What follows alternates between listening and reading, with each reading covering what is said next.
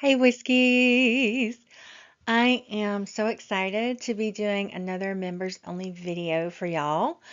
You guys are the backbone of this community, and I love every single one of you. I wanted to take a quick second though and encourage you to join our critique group. If you are already in, you know how awesome it is for your writing journey. And if you're thinking about signing up, trust me, you don't want to miss out. It's a total game changer. I'm also excited to announce something new that I haven't announced to anyone else. I'm letting you know first. I am going to have some open writing sessions. It'll be where I schedule office hours where any member can hop on and ask questions and get feedback or just write with me, for funsies. And again, it's going to be so much fun. I'm really looking forward to it. I can't wait. So, turning ideas into a story, the framework. Let's talk about the magic of storytelling. You have got this incredible idea brewing, but you don't know how to take that spark and turn it into a structured, compelling story. That's why a story framework is going to come in. And a framework is going to give you that direction to ensure your idea doesn't just fall flat, but actually builds into something powerful. Think of it like an architect designing a house. Creativity is a blueprint, but structure holds it together. In this session, we're going to dive deep into the essential building blocks that help craft memorable, well-paced, and emotionally gripping stories.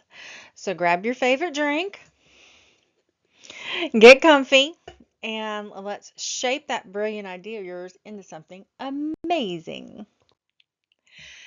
So let's dig into the heart of your story. What is it really about? Not just the plot, but the core concept, that big idea that makes your story worth telling. Think of think of the book 1984 by George Orwell. Yes, it's a dystopian future, but at the core, it's about dangers of government overreach and the loss of individuality. Similarly, The Hunger Games. It is not just a survival competition. It's about power and oppression and resistance. A great way to define the core concept is by asking yourself, why does this story matter? What emotions do I want my reader to feel? And once you nail that down, everything else, the characters, the plot, the setting, will start to fall into place. So let's uncover what makes your story truly powerful. The soul of your story, your characters. Now, readers might come for an intriguing plot, but they stay for characters they can connect with, okay? I want you to think about Elizabeth Bennet from Pride and Prejudice. She's funny, she's independent, and she's flawed in just, all the best ways. And then you've got Darth Vader, one of the most legendary antagonists ever, but it's because of his motivations, the conflict, the power, the redemption, all of that really feels real. So your protagonist needs a clear goal, a reason for standing in their way, um, not just because they're evil. Did I say protagonist? I meant antagonist. It's been a long morning. I gave blood this morning. Ask yourself, what does my character want? What's holding them back? And give them flaws that make them have a heart. And most of all, it's going to make them real. So start sketching out some unforgettable characters and figure out who's the star of your story. Now let's talk about story structure. Because even with the most creative idea, a story can fall flat without that solid framework. So most stories follow the classic three-act structure. The beginning, it introduces your world, your character, your conflict. Think Harry Potter. Harry Potter. I'm trying to say wizard and Potter at the same time. Think Harry Potter learning he's a wizard. The middle, the stakes rise, the conflict deepens, the tension builds. And then the end, the climax, and the resolution that brings the story full circle. The lessons learned, the changes made. So, this isn't about limiting your creativity, though. It's about guiding it so your story feels natural and keeps your readers hooked, whether you're crafting an epic fantasy or a quiet character drama. A structured arc is going to make that journey worthwhile. All right, let's talk about conflict. Because without it, a story is just a series of events. Every great story thrives on tension, whether it's an internal struggle, like with Hamlet, clash with another character, again, Harry Potter versus Voldemort, the battle within or against a world itself, like Katniss and the Capitol. The key to making conflict work is the stakes. What happens if your character fails? If the answer right now is nothing much, the tension fizzles out. But if failure means losing everything they love, suddenly every choice matters. So think about your story.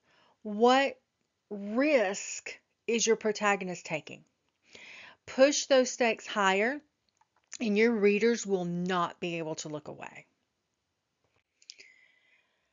Themes give your story meaning beyond just the plot.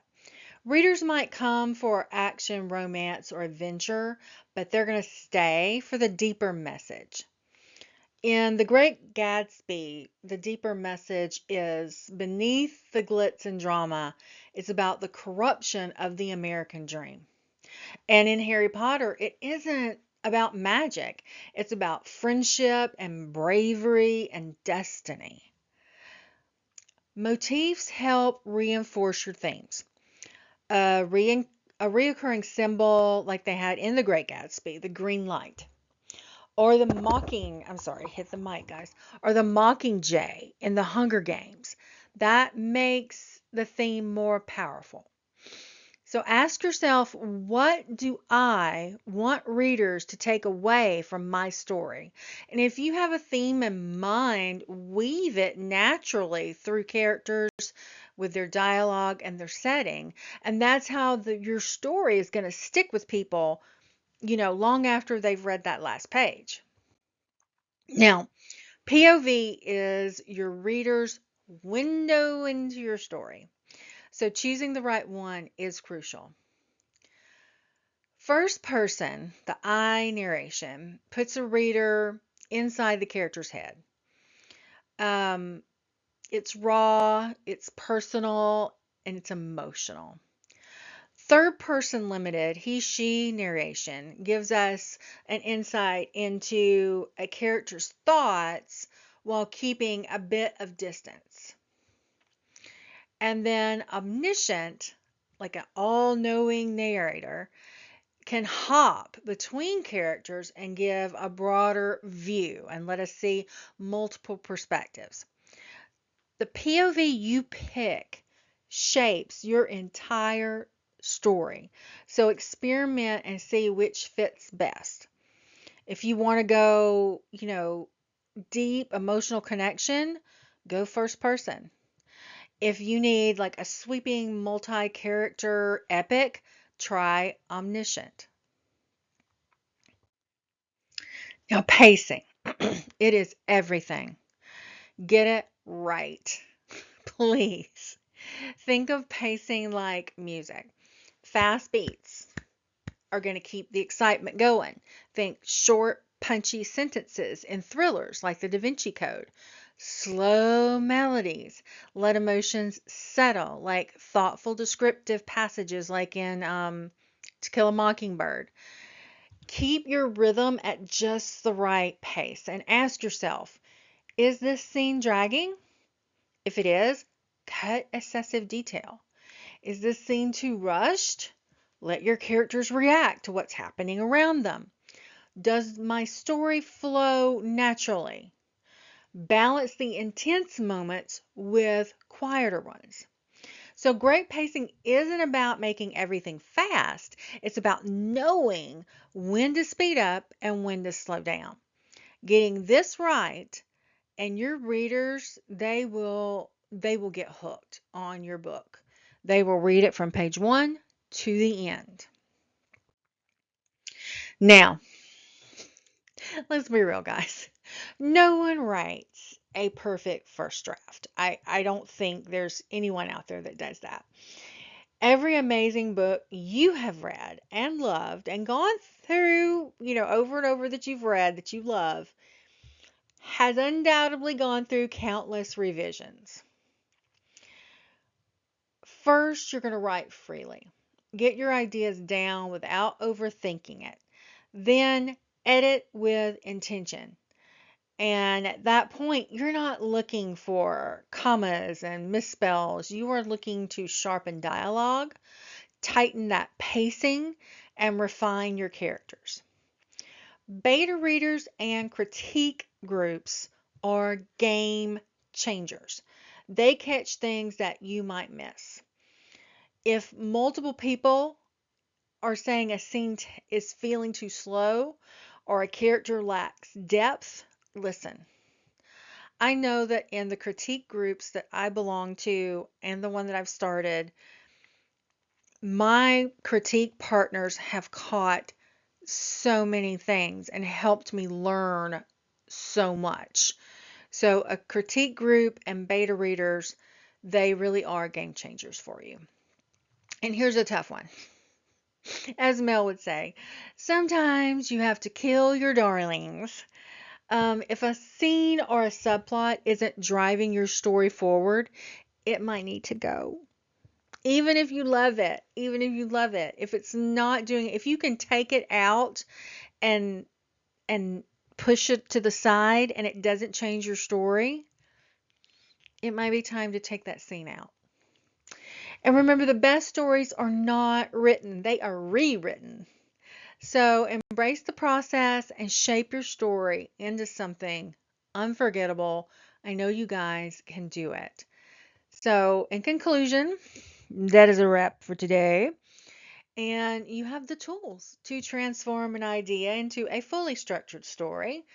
So, what's next? I want you to commit to your story, that idea that you're so excited about. Start outlining, start brainstorming, or even write the first scene. The only way to bring it to life is to begin, and then trust the process.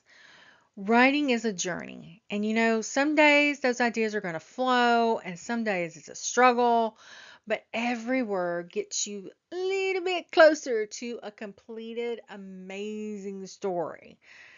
So keep writing. Even if it's messy, even if it's going slow, keep going. The more you write, the stronger your story is going to become, and the stronger your storytelling muscles become. So grab your ideas and start crafting your stories. And I can't wait to hear where it takes you. I want to hear all about it in the comments below, or you can email me, or you can reach out in my upcoming office hours and just let me know what's going on. But you know what I'm going to say before I say it, but I'm going to say it anyway. I may not be everybody's cup of tea, but I'm a really awesome group of people's double shot of whiskey. And I'm so happy and I'm so proud that you come and hang out with me and that you find me just right. I love you guys and I will see you very, very soon. Love you. Bye.